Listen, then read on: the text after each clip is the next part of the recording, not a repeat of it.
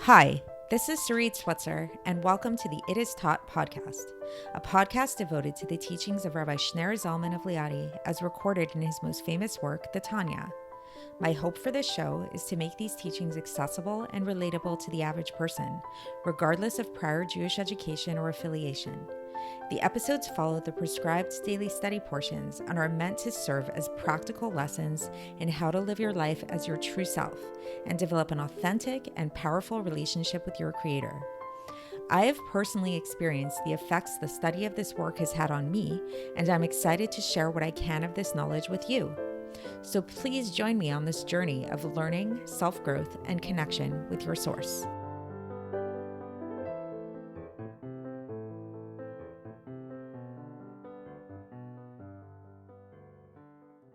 Hi, and welcome to the It Is Taught podcast. This is episode 500 for the 15th of Nissan in a regular year.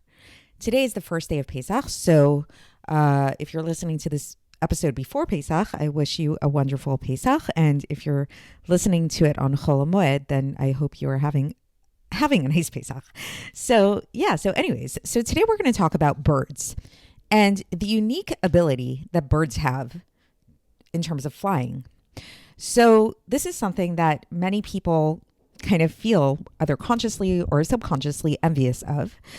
We know that the invention of the airplane was a huge revolutionary thing in the history of mankind. This ability to take off the ground and be able to travel like how birds travel across the world, literally across the world, and see the world in what we have termed a bird's eye view. This idea of a bird's eye view, like it's when we describe somebody has a bird's eye view of something, this is like this idea of like you're stuck, most of us when we're engaged in a conflict, when we're engaged in a challenge in our lives, often we describe this as having tunnel vision, as seeing the trees instead of the forest. And that's sort of the opposite of a bird's eye view. A bird's eye view is when you can really separate yourself and rise above the situation. Like sometimes, if you have a conflict between two individuals and then you bring in a third person who can see the situation more objectively and see where both people are coming from and realize that both of them are right.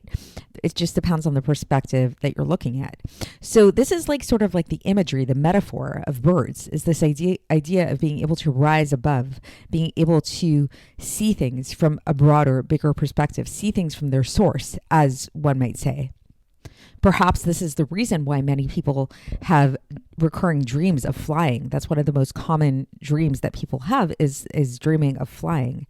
There's sort of like this yearning for freedom that we have, this yearning to see things from this higher perspective.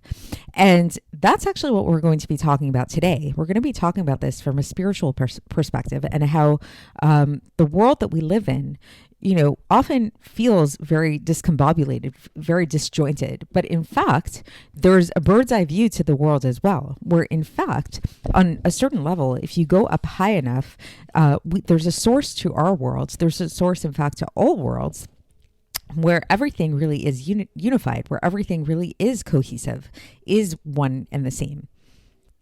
And that when we engage in God's plan, meaning when we keep Torah and mitzvahs, which are the dictates of God, the instructions that God gave us into how to live our lives, it's not, while it might feel very disjointed a lot of times, like we're doing this particular mitzvah, we're learning this little aspect of Torah, and it can sometimes feel like, what's the point of it all? What is my little lighting of Shabbos candles, my putting on tefillin, whatever it is that I'm doing? How does this affect the world in a grand scheme of things?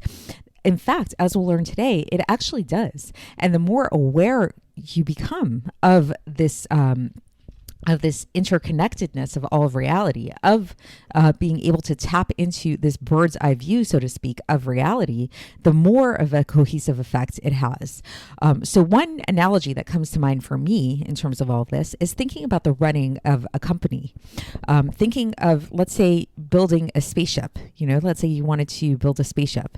We know Elon Musk is really famous for wanting to go into outer space and things like that. And so in terms of the building of a spaceship, and perhaps a spaceship is actually, I just thought of this, a really apt analogy, because a spaceship is flying upwards. It's going, to see the world from a bird's eye view kind of place. The building of the spaceship has so many different components to it. There's the actual mechanics of the actual labor involved, like the people making the different parts of the spaceship. There's the people designing the different parts of the spaceship. There are the masterminds behind bringing it all together, like what parts need to go with what parts do we need for the spaceship. There's looking at the weather components, how the atmosphere works with all that. This is not my field of expertise, so I can't even imagine all the different aspects that go into this building of the spaceship.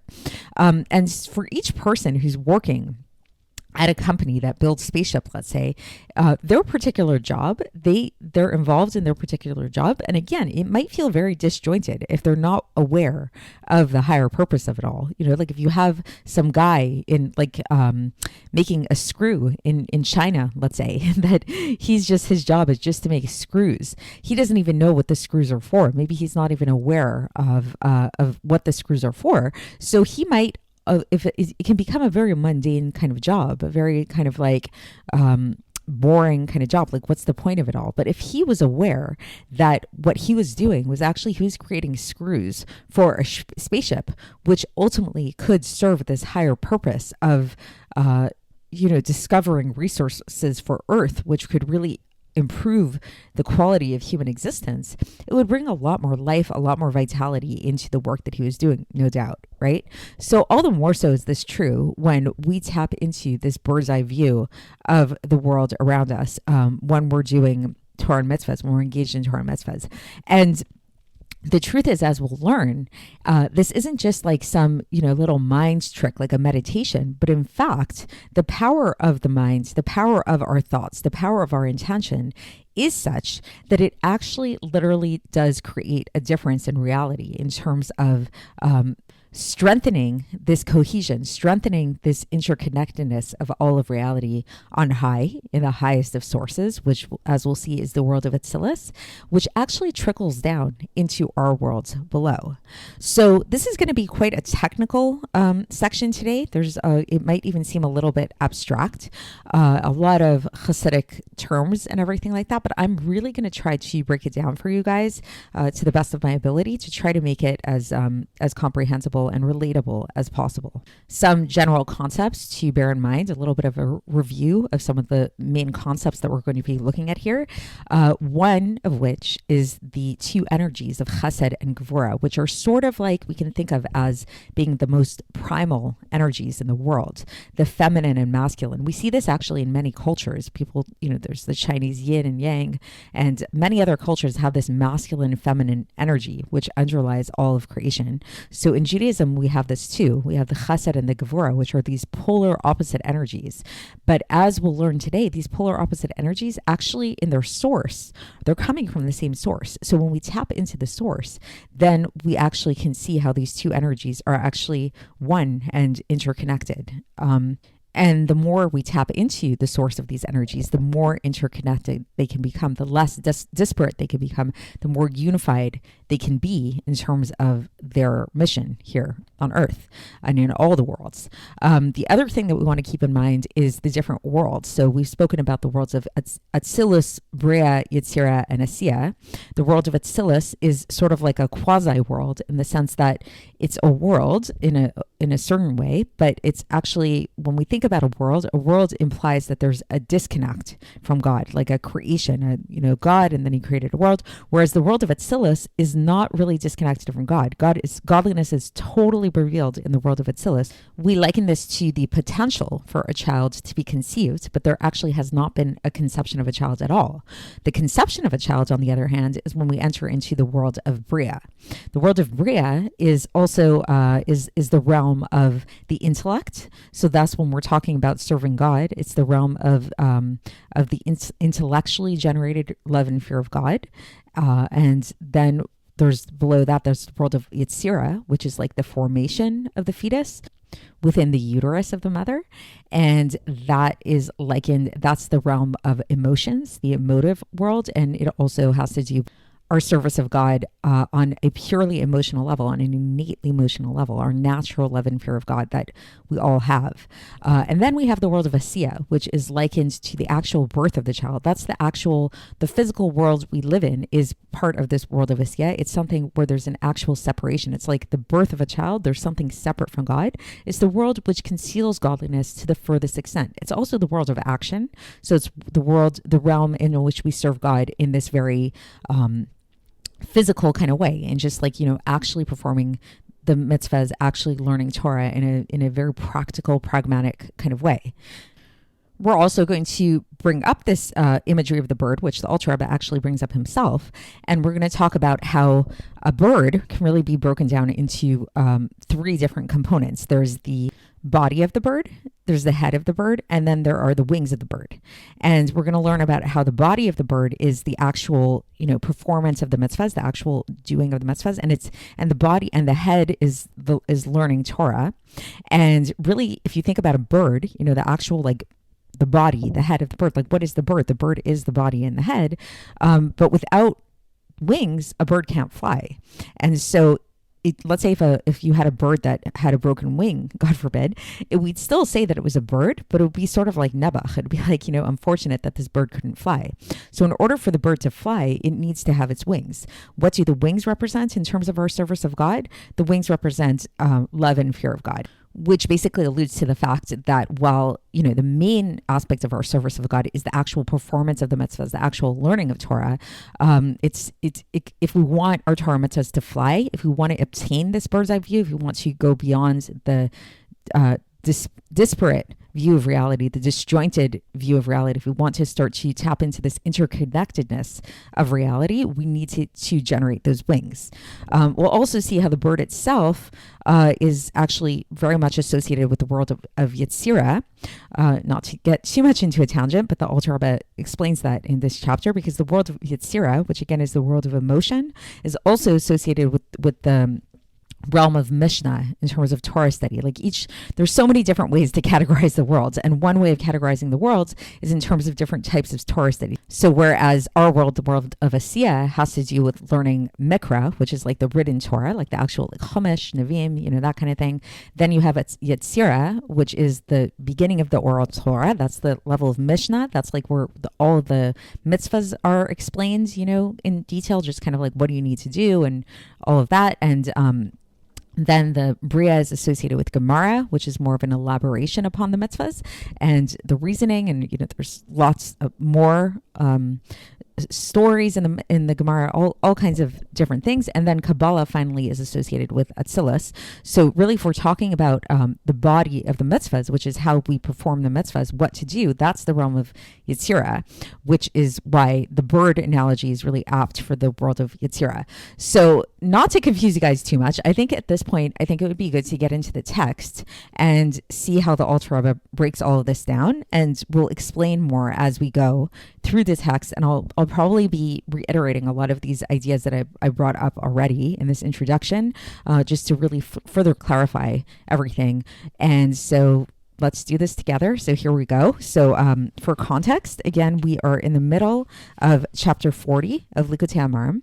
And so we've been discussing what happens when we have different types of intention or lack thereof in terms of performing Torah and mitzvah. So we talked about the idea of what happens if a person has a negative intention in terms of keeping Torah and mitzvahs, and self-aggrandizement and that kind of thing, and how that kind of motivation in terms of keeping mitzvahs and learning Torah does not allow the Torah and mitzvahs to move from the world of Asiya at all, to ascend from the world of Asiya at all, which now, keeping in mind this analogy of the bird that we've been talking about, makes a lot of sense. It's like if you're stuck in your own ego, in your own sense of self, and this is your motivation for whatever it is that you do, you're never going to be able to get that bird's eye view. You're going to be totally stuck within that space.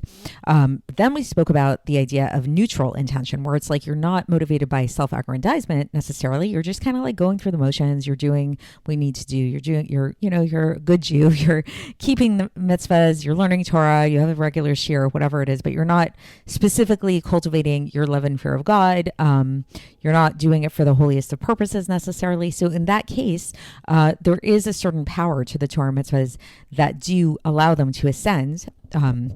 Because of the power inherent within them. So there's not like a blockage to their ascension in that sense, but they only ascend to the superficial level of these worlds, which are termed the chambers, the hechalos of the worlds, which is where the angels are in the worlds. So now, today, we're going to move on and we're going to talk about, okay, what happens though if a person actually has good intention, not only good intention, but actually very holy intention. They're doing the Torah and mitzvahs for the sake of God. Lishma is called in Hebrew. So the Alter Rebbe begins today and he says that, however, prayer with intention and Torah with intention, like the true intention, the ideal intention of Lishma, like for the sake of heaven, in this case, then the intention becomes vested within the letters of speech, since it is the source for them, because it is because of this intention that we're speaking these words. Because, when a person really has the right intention, when they have the intention that they are praying for the sake of heaven, it's like, okay, so that means the whole reason why they're moving their mouth and they're moving their lips is for the sake of heaven. So the source of the speech now becomes this holy thing. And thus, because the source of the speech is this holy thing, he is able now to elevate these things to their place in the Yud spheres of Yetzirah or Bria. So the 10 spheres of Yetzirah and Bria. So now it can get elevated to that more inner place, to the building blocks of these worlds, not just to the external aspects of them, because it is with the true intention of love and fear, of whether it's the intellectual love and fear or the more innate love and fear, which we talked about in the previous chapter, how there's two different types of holy intention a person can have. And so thus it's able to have, like, when a person does have this proper intention, then this is why they are able to elevate their Torah and mitzvahs and their prayer to these higher realms in a true sense, in the spheros of these higher realms.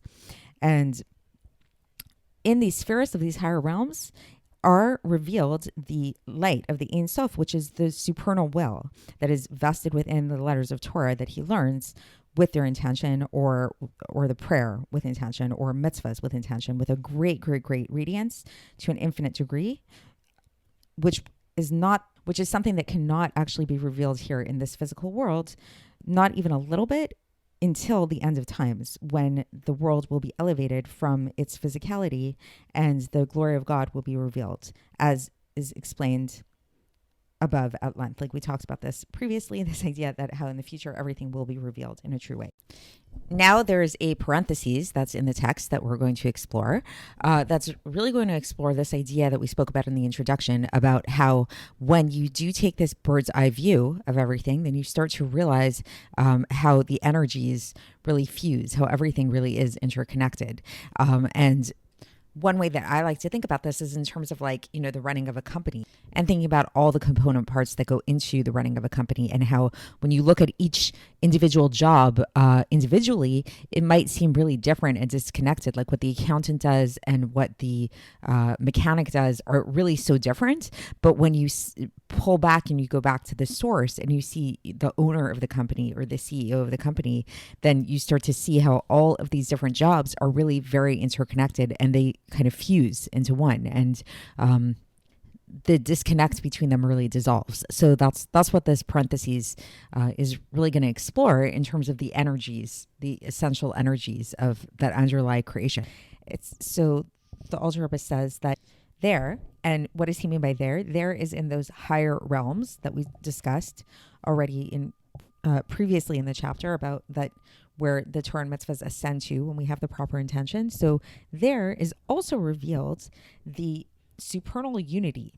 So in addition to just the fact that the Torah and mitzvahs become revealed in these higher realms, in addition to this is a new thing, is the supernal unity is revealed, which comes about through the mitzvahs and the learning, which is the unification of God's midos, of God's character traits, which become one encompassed within the other. And the gvuros, like the severities, become sweetened through it within the chasadim, within the more loving kindness kind of energy. Through the ace ratzon, so like the auspicious time, basically, of the supernal well of the infinite light that is revealed there in a way of a vast revelation, of great revelation that is very intense through this arousal from below. What is the arousal from below? This is doing the mitzvah or being involved in Torah, within which is vested the supernal will of God. So again, just to translate this into like simple kind of English, is what the Alter Rebbe is saying is that basically through us doing God's Torah and mitzvahs, because these are the will of God, this reveals on high. So once again, the Torah and mitzvahs become ascend to these supernal realms, and this reveals on high how they are all united. So they actually become they create this unity on high, because it's all coming from the same place. It's all coming from God's will. And then the Alter Rebbe goes on and he says, but the main unity is really high up in the world of Atzilus. So if you remember, the world of Atzilus, the world of emanation, is the highest of all the worlds, which there is the being and essence of his attributes, of his midos, which are totally united within their emanator, their infinite emanator. So again, remember we talked about this idea that if you recall, there's the four worlds, Atzilus, Bria, Yetzirah, and Asiyah.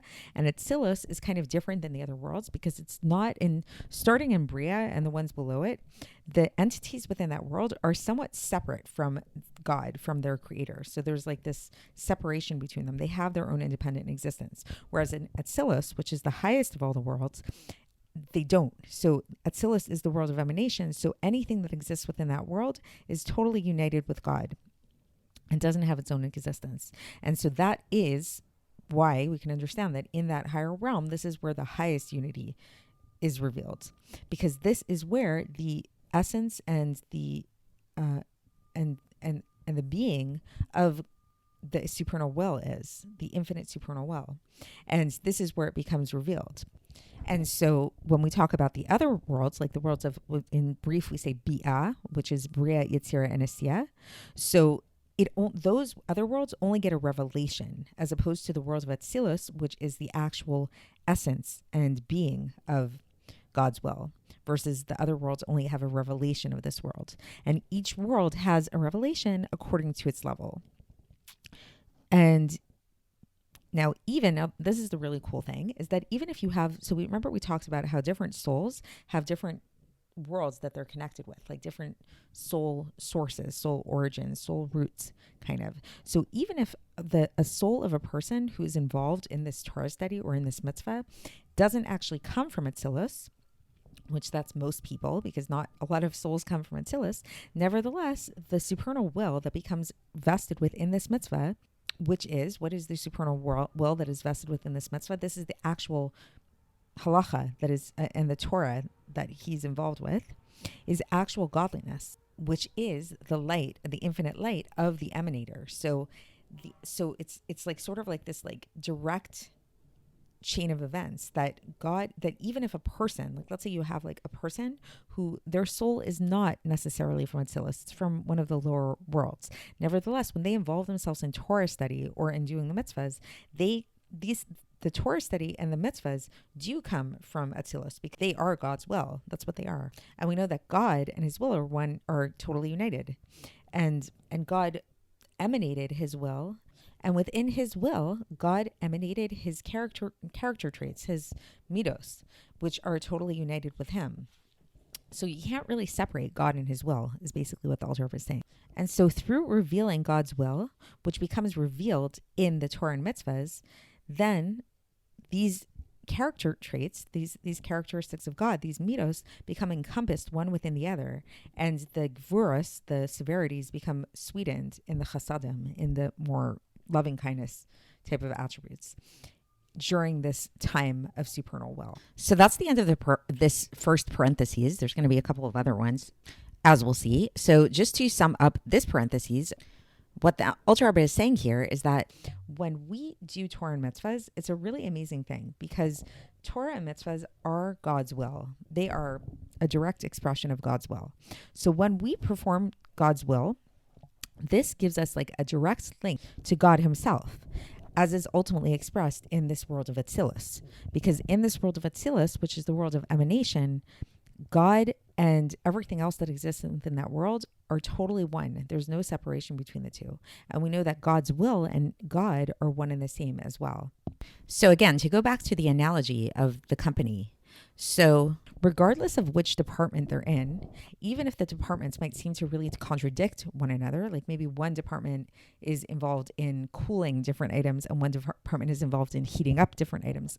I don't know, I'm just making this up, but different departments might seem to really have nothing to do with each other and might at first glance almost like contradict one another's essence. So this would like be the idea of like the difference between chesed and gvura. When you go back to the mastermind behind it all, and when you realize what's really happening, then you realize that ultimately all of these different actions really are united because they are all expressions of the owner of the company. They're all expressions of his vision.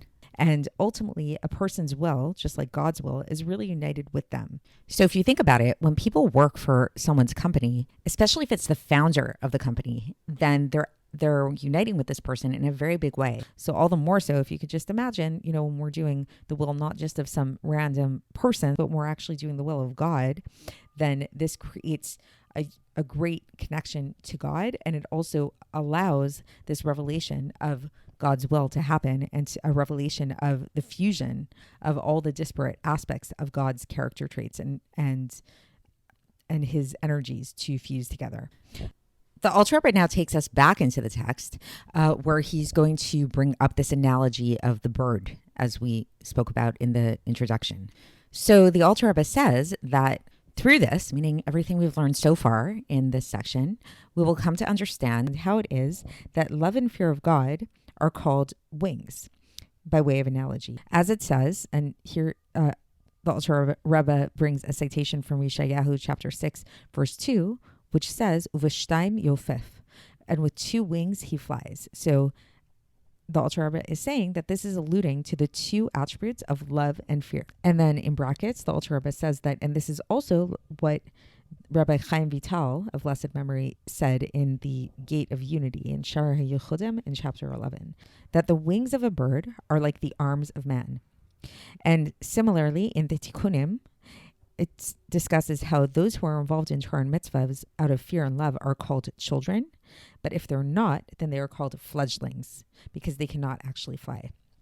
Now here the Alter Rebbe gets into the footnote, and so here we go. So the Alter Rebbe says that in Tikkun 45 of Tikkunei Zohar, it is written that the figure of a bird represents the archangel Metatron. So what does this mean? So the Alter Rebbe is going to explain this. So he says that the head of this angel, Metatron, is the letter Yud of Hashem's name. So remember Hashem's name, the Tetragrammaton, which is the four-letter name of God. So it's like the most supernal name of God, where all other names of God stem from.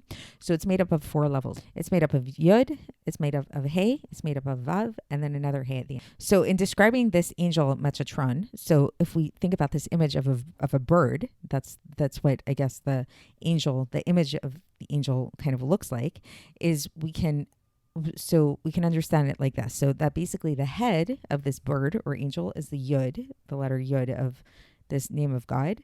The body of the angel or the bird is Vav, and the two wings are the two Heys. And now the Alter Rebbe is going to give us an interesting fact, which is that the world of Yetzirah is actually called Metatron. So thus, when we think about the world of Yetzirah, we can liken it to Metatron. So what does this mean? So in what do we know about Yetzirah? So in Yetzirah, this is where all this is likened to the Mishnah. So I believe we talked about this already in Tanya, but we're mentioning it here again, that each world has a different aspect of Torah, which is like the realm of that world. And so in the world of Yetzirah is the world of Mishnah. And so within that world of Yetzirah are found the Mishnah, which what is the Mishnah basically? It's all of the various halachos, like all of the various laws of the Torah. And so then so now we know we're seeing a bird, we're also seeing this angel Metatron, and then we're seeing Yetzirah, and we're kind of making all of them synonymous. So now when we talk about how the bird, the head of this bird, what does the head represent? The head represents the mind. It represents intelligence, which is the aspect of the Chokhmah, Bina, and Das, the three intellectual attributes, right? Which is, what does this mean when we talk about Mishnah, like when we're talking about this world of Yetzirah? This is the inner aspect of the halachos. This is their secrets, the more esoteric meaning behind them and the meaning behind them. Like it's sort of like the inner meaning of the mitzvahs. This is the head, the intellect of the mitzvahs, of the halacha. And the two wings, what are the two wings? The two wings, which are the two hays that we talked about, this is love and fear, as we mentioned previously in the introduction. So then we have two hays. Why do we have two hays? Because the higher hay, because again, we have the yud, the hay, so that's the higher hay, the first hay that appears in that name, is love of God. And then the lower hay, which is the last hay at the end of the yud kei vav kei name, represents lower fear, which is like just having like a sense of fear of God, like just like kind of like this basic level of like fear and awe of God, which is that we're like scared, like there's like a sense of dread and fear of God's kingship, just like you would be scared of an actual king of flesh and blood, for example. So you might like tremble if like a king walked into the room, make sure you're standing at attention, all that kind of stuff, which is like the more external type of fear that is really revealed, which is not the case. So there's actually a higher level of fear that we're going to be learning about, which is a more fear of shame. Like it's like more of this like shameful kind of thing. And this is like a fear of those things which are hidden to God. Like, so only God knows about them. So it's like a certain kind of like awe, more than like just like an innate, like, oh wow, I don't want the king to punish me kind of thing.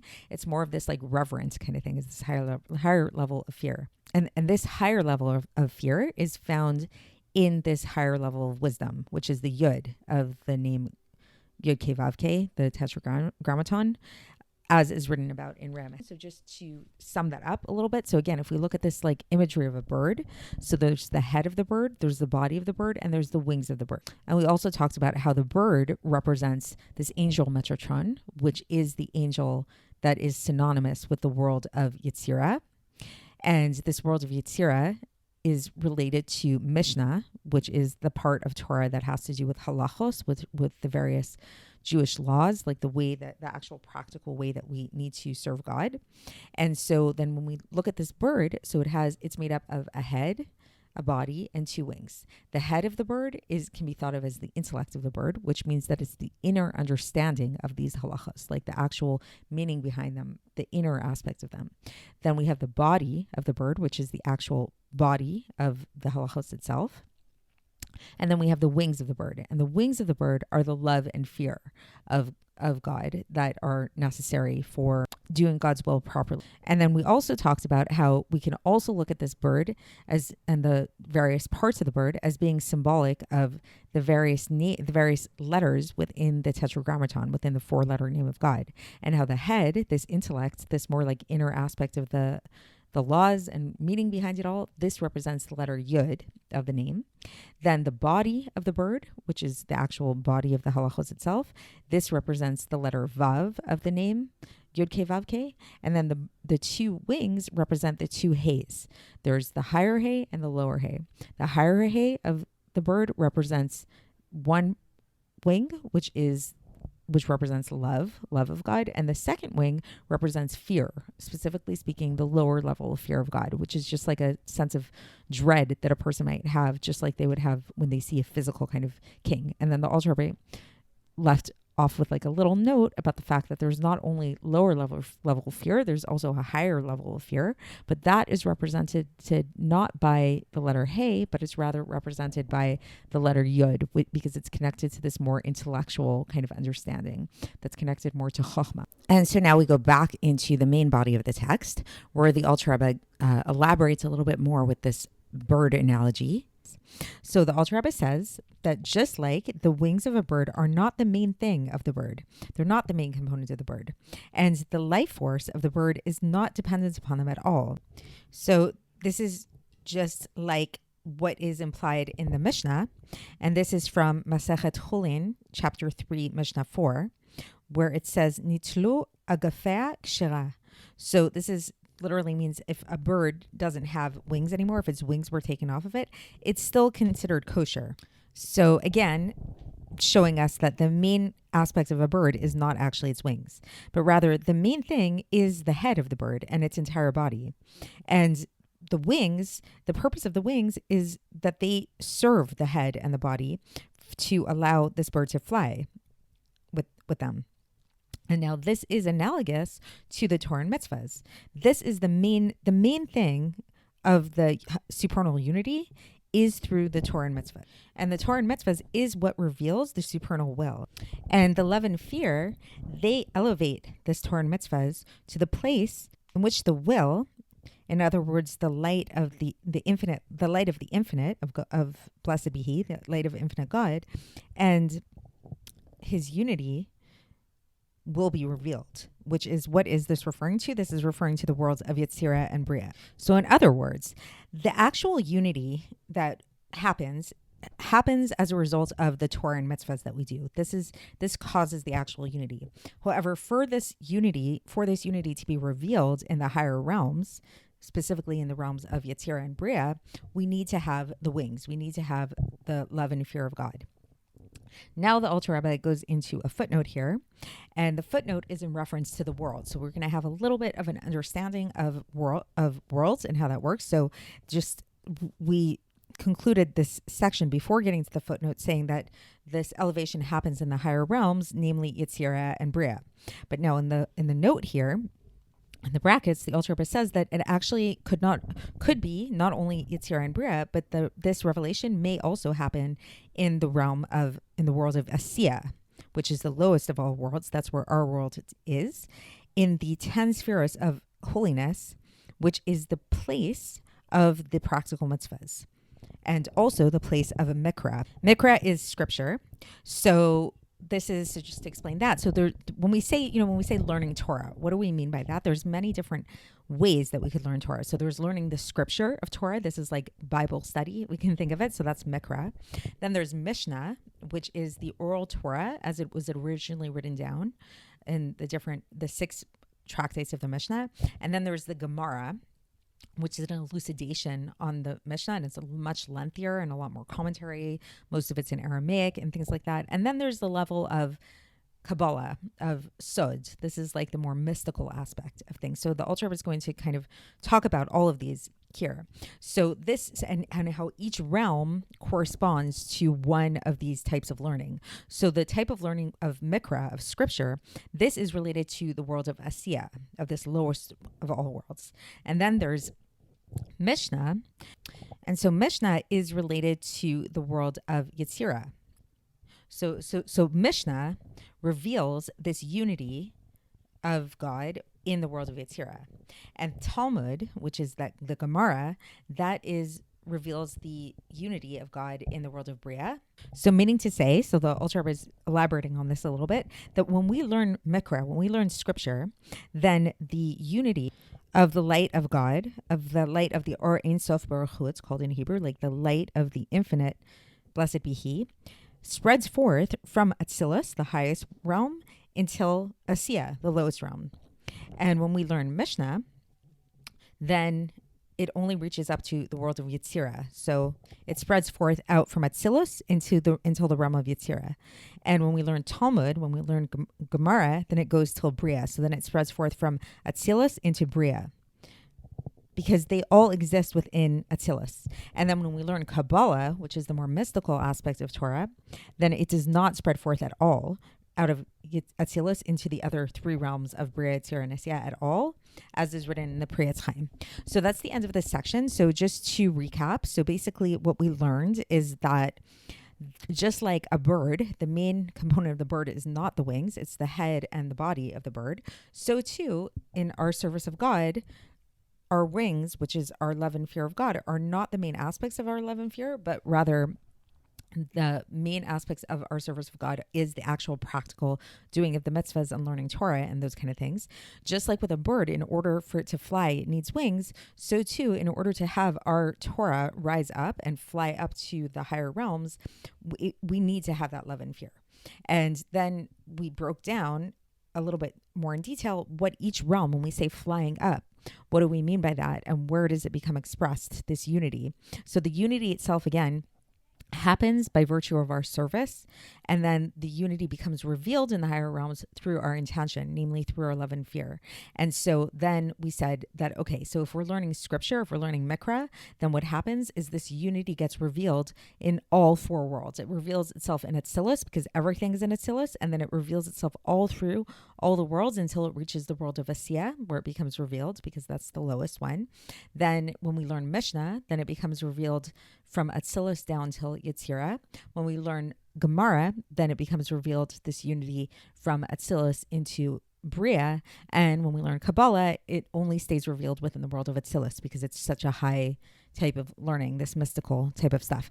So I hope that gave you a little bit of an idea of the spiritual geography of how all of this works. And then we will continue with this tomorrow when we conclude this chapter, and I will speak to you then. Thanks for listening to the It Is Taught podcast, hosted by Sarit Switzer. This podcast is dedicated in loving memory of my maternal grandfather, Avraham Yitzchak ben Binyamin HaKohen of blessed memory. Music by Shoshana. If you enjoyed this episode and would like to support the show, please share it with others and subscribe on YouTube, Apple iTunes, Spotify, or wherever you listen to podcasts. And make sure to leave us a 5-star review. To find out more about the It Is Taught project, including more information on my soon-to-be published book, please visit our website, itistaught.com. To catch the latest from me, follow me on Facebook, Instagram, and Twitter. Looking forward to speaking with you tomorrow, and until then, have a great day.